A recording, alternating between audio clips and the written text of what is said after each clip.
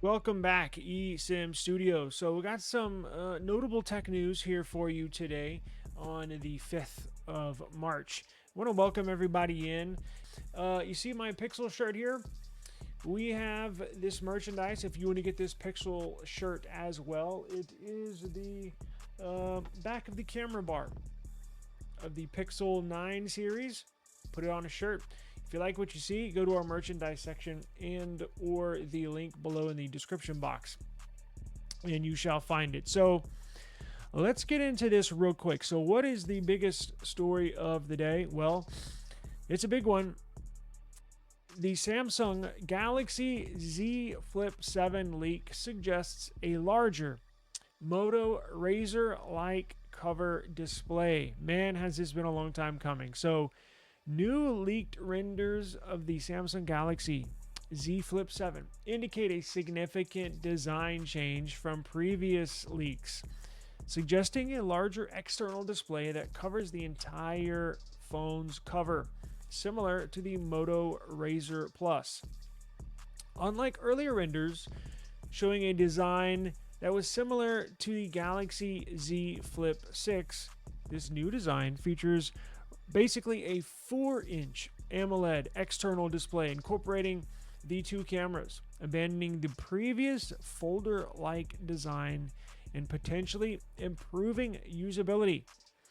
While other specs such as a 6.8-inch display on the inside that is going to change the aspect ratio. So the aspect ratio with the Flip 6, you know how it's kind of tall and slender and skinny?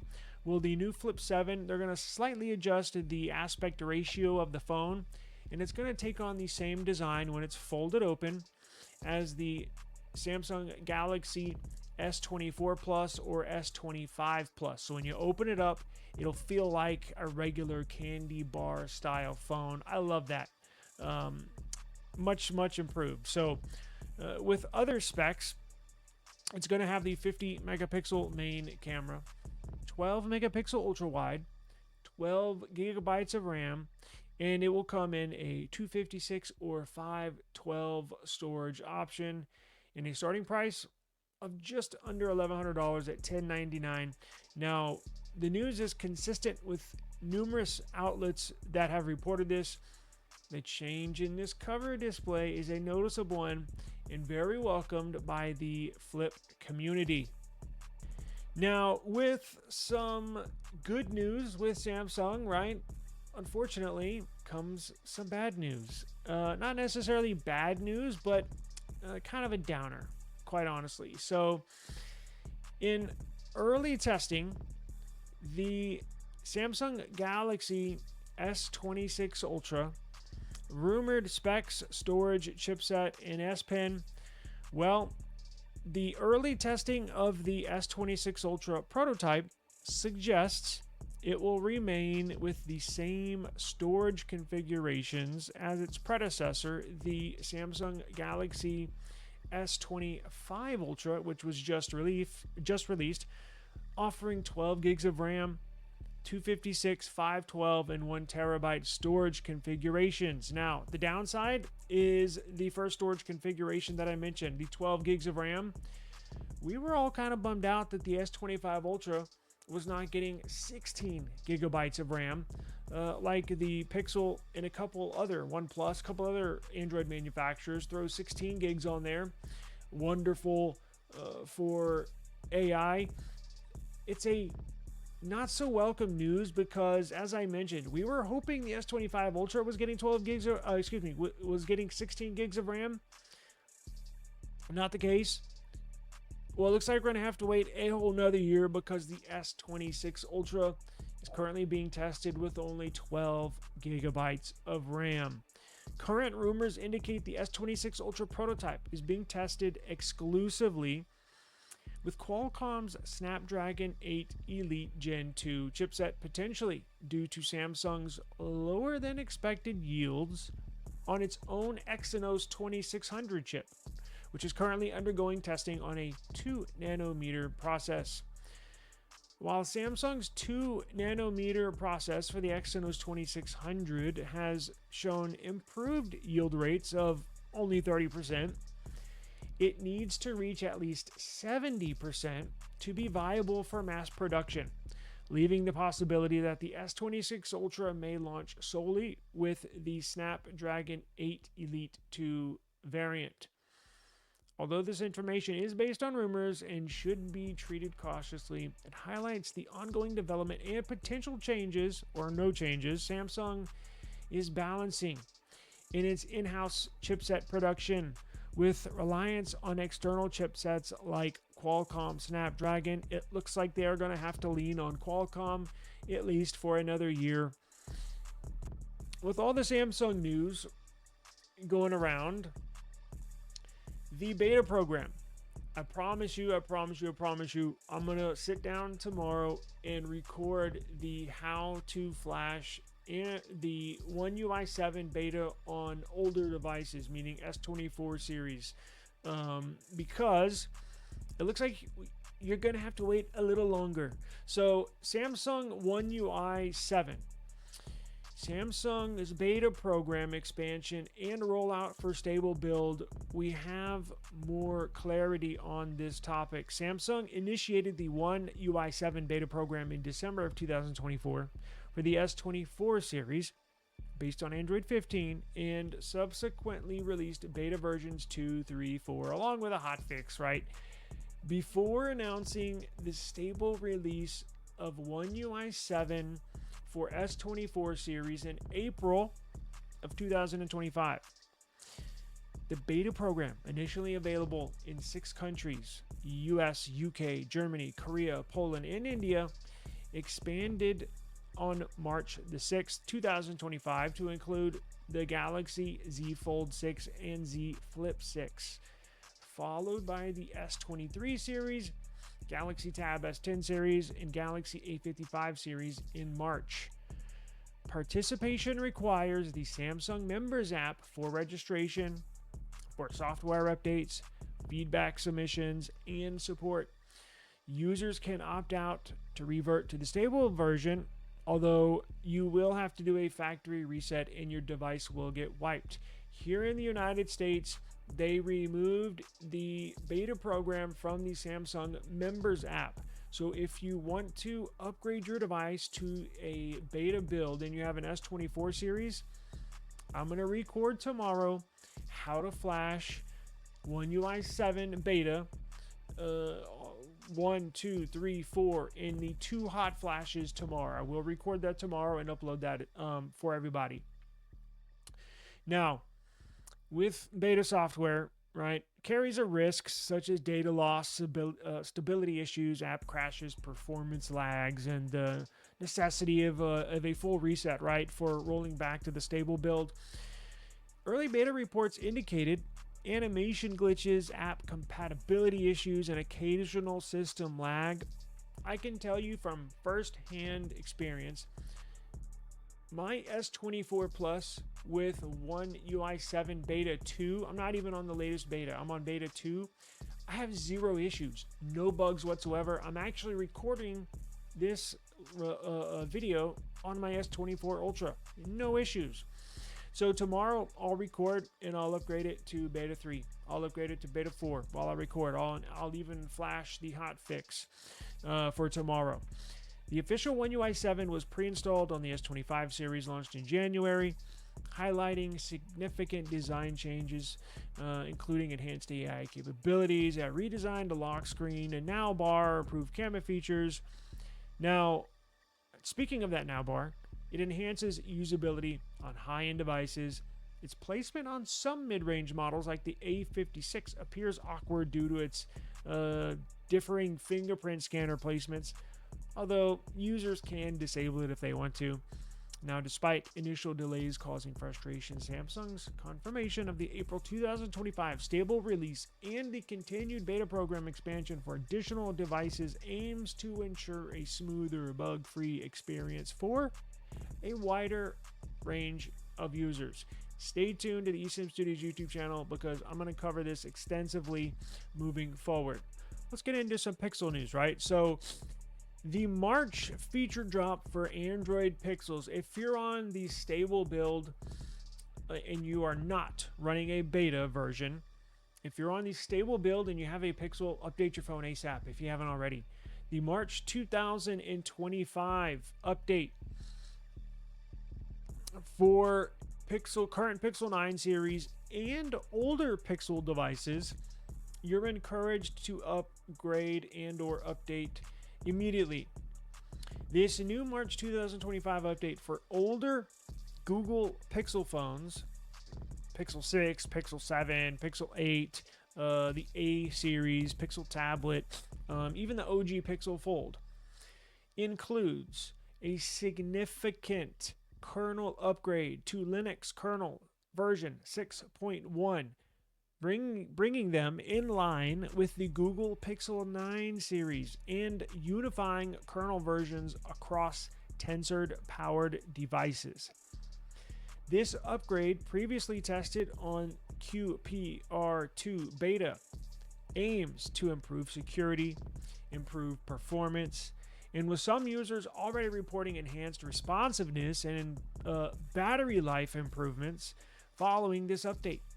A direct causal link between kernel upgrades and these improvements I mentioned are long storied. So upgrading kernel, again, can improve the snappiness, the flow of the user interface, your battery life. So it is imperative for users of older Pixel models, meaning not if you have a Pixel that's not this Pixel 9 series, upgrade it immediately. You should see a difference. So the kernel update is part of Google's commitment to long-term software support for its devices through its longevity GRF program, which ensures that Tensor-powered Pixels receive necessary upgrades and updates to maintain performance and security according to their upgrade policies.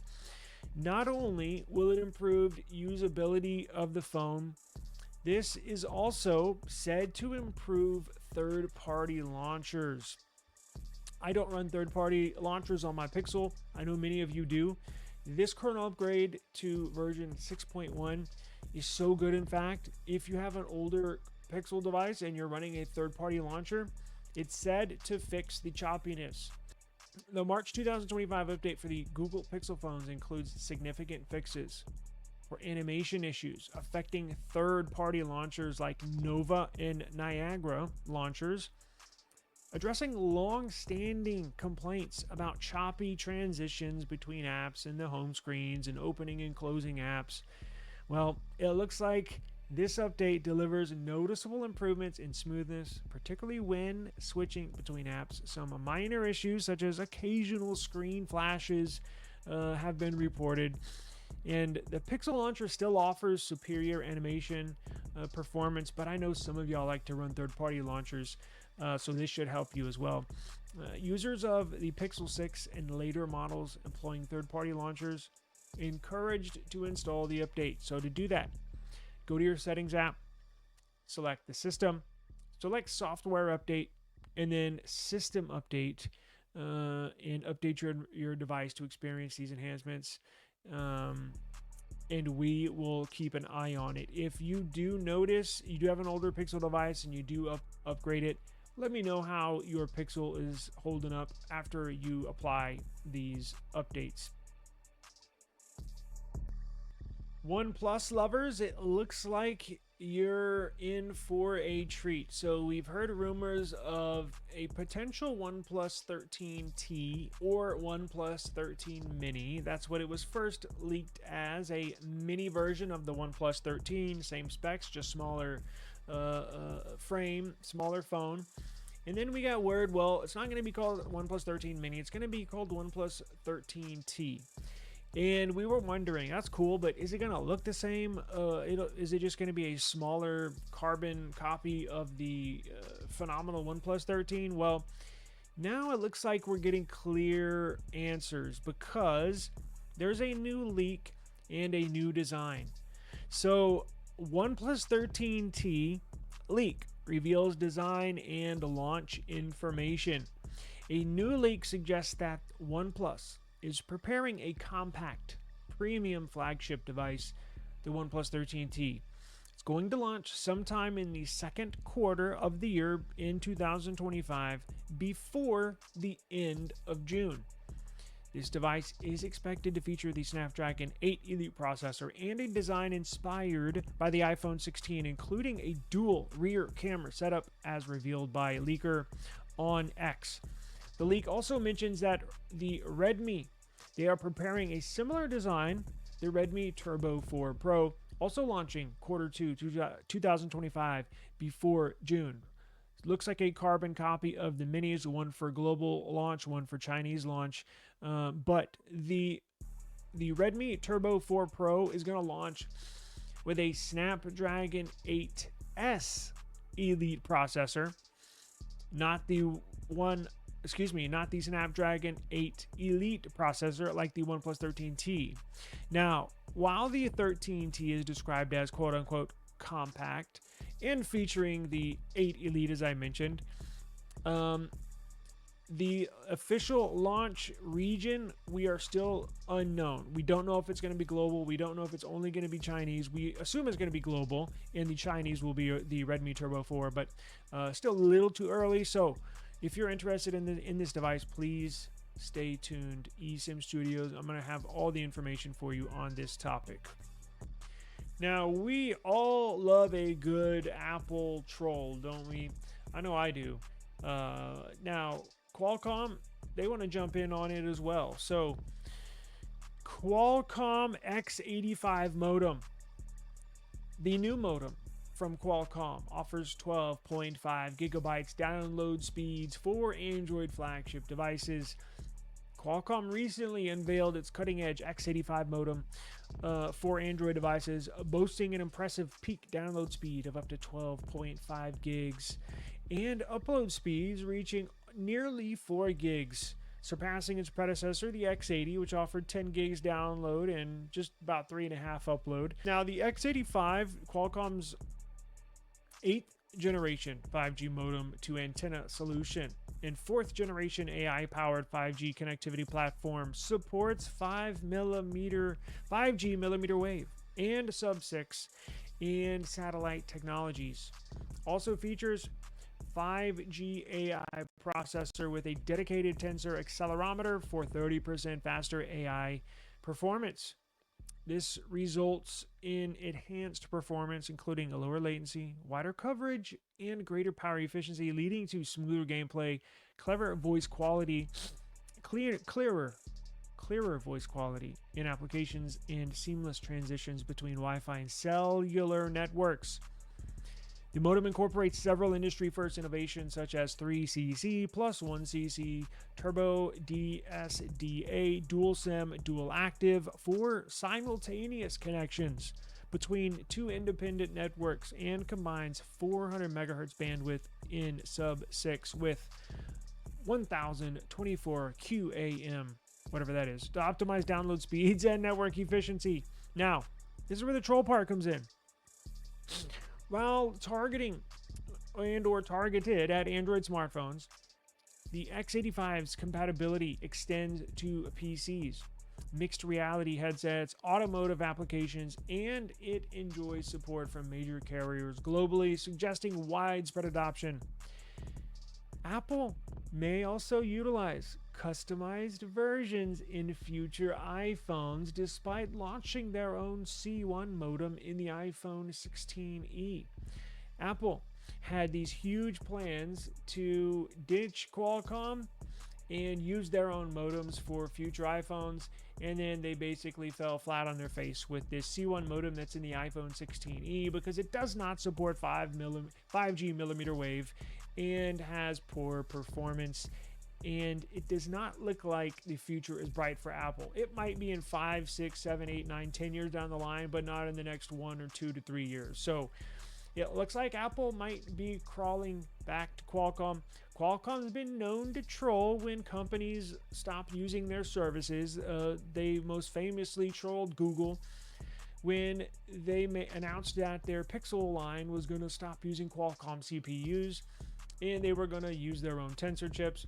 Qualcomm kind of, said some funny comments, trolling comments on social media, and Qualcomm did that today with the release of this new X85 modem.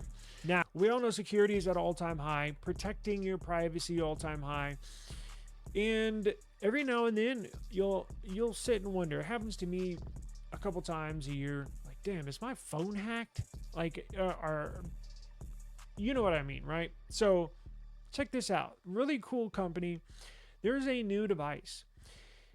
EFF's Ray Hunter project detects IMSI catcher surveillance. So if the government is spying on your phone, if they're hacking into your phone, if they're listening into your phone via the network, this will alert you.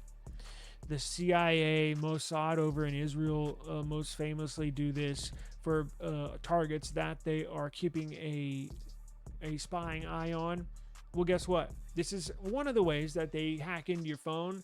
The IMSI hack. Well, this device will let you know if somebody's hacking into your phone via the network. So the Electronic Frontier Foundation has launched Ray Hunter, a low-cost project using a modified mobile hotspot to detect IMSI catchers, also known as stingrays, which are devices used by law enforcement in governments to track cell phones by impersonating cell towers.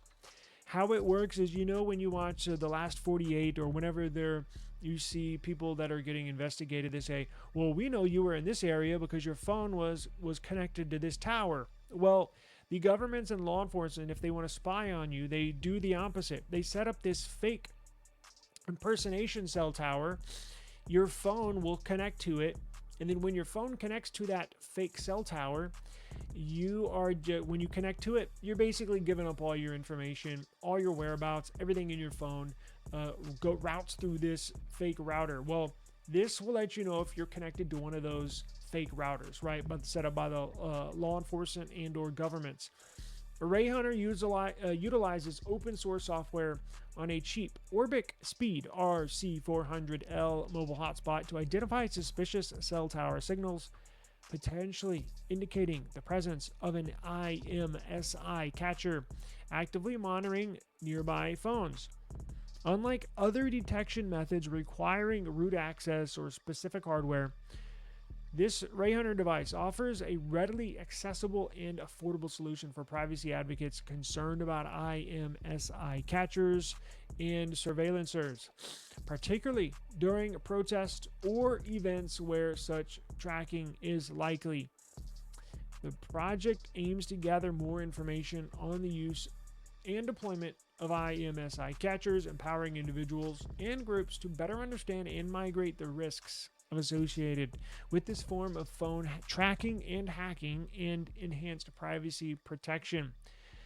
I'm going to leave a link to an article where you can read more on this, and you can actually buy one of these for like $10. They're incredibly cheap when I looked into it. $10. So it's if you're concerned about your privacy in this aspect, I'll leave a link in the description box where you can go get one if you want one, quite honestly. So that'll do it for the day. I'm going to wrap it up here. I do wish everybody a safe and enjoyable rest of the afternoon. And as always, I will see you tomorrow. Peace.